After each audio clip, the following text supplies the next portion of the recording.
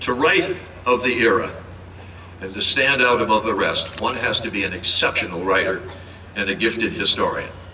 Doris Kearns Goodwin is both. She got us all to consider the genius of Abraham Lincoln in a whole new light with her magnificent book Team of Rivals. I get no royalties from her book sales, but if you haven't read it, you should. And we are fortunate that Doris Kearns Goodwin joins us this evening.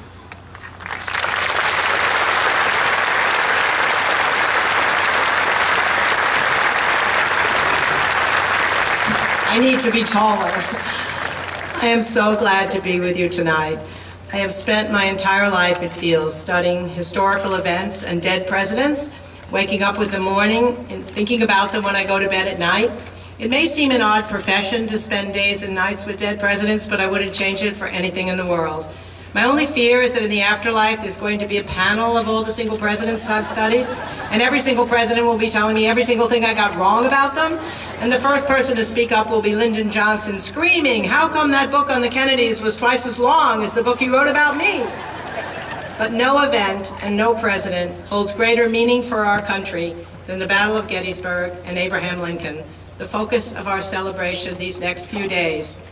As the three-day Battle of the Gettysburg began, Lincoln's Secretary John Nicolay observed that the turning point of the whole war seemed to be crowding itself into the present. If Lee achieved victory at Gettysburg, he could move on to Philadelphia, Baltimore, and Washington. His aura of invincibility might, it was feared, eventually lead British and French to recognize the independence of the Confederacy and bring the war to an end. Lincoln remained a constant fixture in the telegraph office, resting fitfully on the couch. After inconclusive fighting the first day, a dispatch from General Meade on Thursday night, July 2nd, reported that after one of the severest contests of the war, the rebels had been repulsed at all points.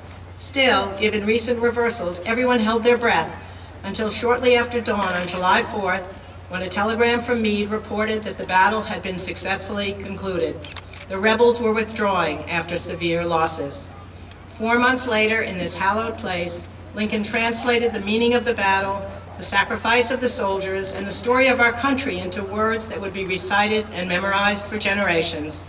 "We here highly resolve," he concluded, "that these dead shall not have died in vain, that this nation under God shall have a new birth of freedom, and that government of the people, by the people, for the people shall not perish from the earth."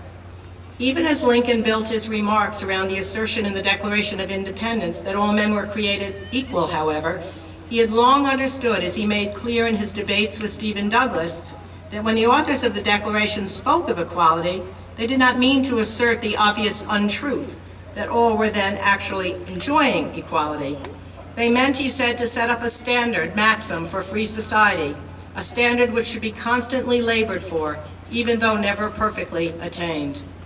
Indeed, at the time when Lincoln spoke, slavery was not the only curse for Black Americans. In the North, a long-standing set of black laws denied all manner of fundamental rights to African Americans.